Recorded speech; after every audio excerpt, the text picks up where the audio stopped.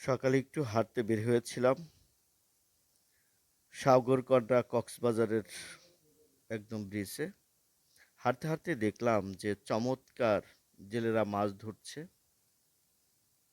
গর্জন শুনছিলাম সমুদ্রের, সাথেই মাছ ধরার যে দৃশ্য খুব ভালো লাগছিল।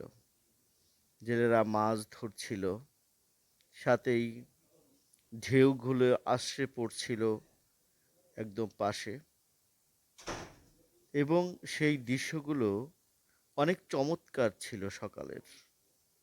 আমরা সহ অনেকেই এই দৃশ্যগুলো উপলব্ধি করেছেন, ভালো লেগেছেন। সমুদ্রের ছোট ছোট মাছ তারা ধরছিল, দেখতেও ভাল লাগছিল, এবং সেই মাছগুলো একদম সমুদ্রের ন্যাচারাল মাছ, যা সত্যিই আমাদেরকে খুব